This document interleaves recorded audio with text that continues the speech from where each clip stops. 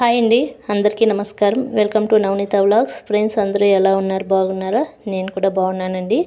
మీరందరూ కూడా బాగుండాలని మనస్ఫూర్తిగా అయితే కోరుకుంటున్నాను.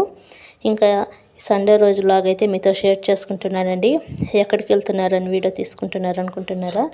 ఎక్కడికంటే ఒక ఫంక్షన్కి అయితే రెడీ అవుతున్నామండి. ఫంక్షన్ అంటే మేము పెద్ద దేవర్లు అనేది అయితే మేము చేసుకుంటుంటామండి.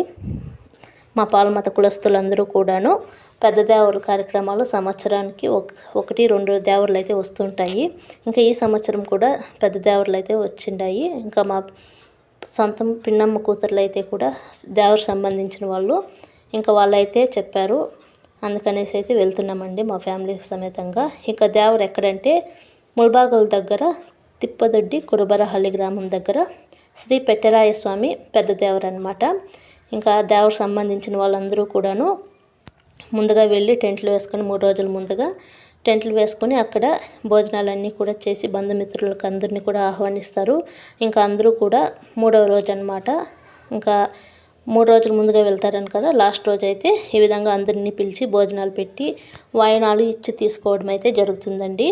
ఇంకా మేము కూడా వెళ్ళి మంచిగా దేవుని దర్శనం అయితే చేసుకున్నాము.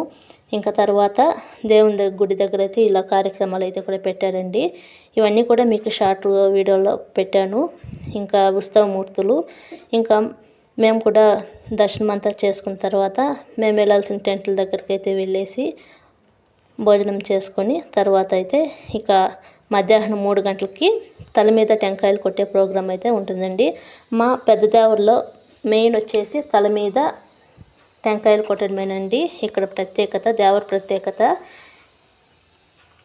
తల మీద టెంకాయలు కొట్టడం అంటే మామూలు విషయం కాదండి. దానికి ఎంతో భక్తి శ్రద్ధలతో అయితే ఉంటాము. ఇంకా పెద్ద దేవర వస్తుందంటే 1 నెల రోజుల ముందుగానే బండారు అయితే గురువులందరూ కూడా బండారు వచ్చి పెడతారు దేవర సంబంధించిన వాళ్ళకి.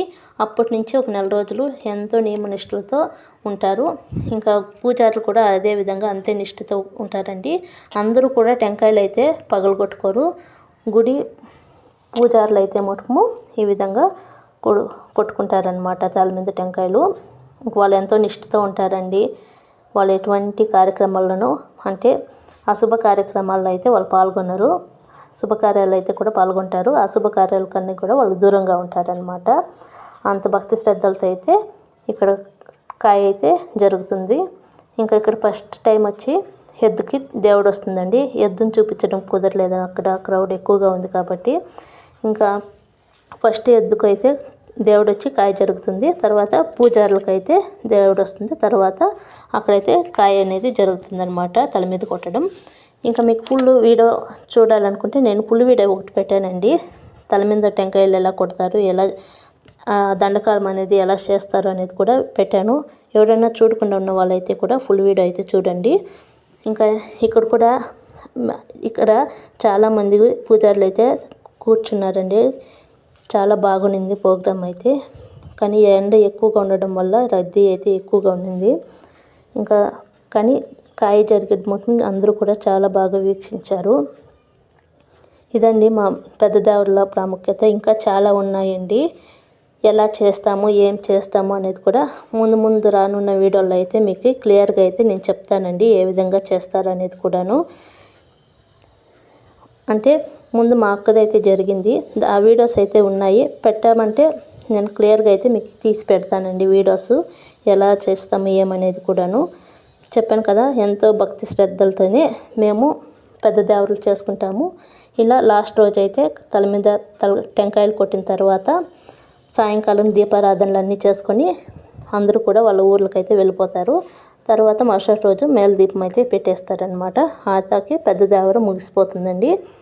ఇంకా సంవత్సరం శివరాత్రి పండుగ రోజులైతే గుడి దగ్గర అయితే అందరూ కలుసుకొని పూజా కార్యక్రమాలు అన్నీ కూడా ఈ విధంగా చేసుకుంటుంటాము. ఇంకా ఒక్కొక్కరిది ఒక్కొక్క దేవరలు అయితే ఉంటాయండి. ఇంకా మాది వచ్చేసి అయితే బైరెడ్లపల్లి దగ్గర తీర్థం దేవర అనమాట మాది. ఇంకా మా అమ్మోళ్ళది కూడా బైరెడ్లపల్లి దగ్గర రామన్పల్లి దేవర. అలా ఒక్కొక్కరిది ఒక్కొక్క దేవర ఉంటుంది. అలా 5 సంవత్సరాలకు ఒకసారి, 9 సంవత్సరాలకు ఒకసారి, 11 సంవత్సరాలకు అయితే ఒకసారి అయితే ఈ దేవరలు అయితే మేము జరుపుకుంటుంటాము. ఇంకా ఒక్కొక్కరిది ఒక్కొక్క సంవత్సరం జరుగుతూ ఉంటుందండి. అందరూ కూడా మా కుల మతస్థులందరూ కూడా ఒక చోటుకు చేరుకొని అందరూ ఆప్యాయంగా పలకరించుకోవడమే పెద్ద దేవర యొక్క విశిష్టత అని మేము అనుకుంటామండి. ఎందుకంటే అందరూ కూడా అన్ని కార్యాల్లో పాల్గొనరు. ఒకరిద్దరు వస్తారు వెళ్తారు. కానీ ఇక్కడ అందరూ ఒక చోటకి చేరి అందరినీ కూడా మాట్లాడించుకుంటామండి. అదే బంధుత్వాలు అని మేము నమ్ముకుంటామండి. ఇదండి ఈరోజు వీడియో కనుక మీకు నచ్చినట్లయితే ప్లీజ్ లైక్ చేయండి, షేర్ చేయండి, సబ్స్క్రైబ్ చేసుకోండి.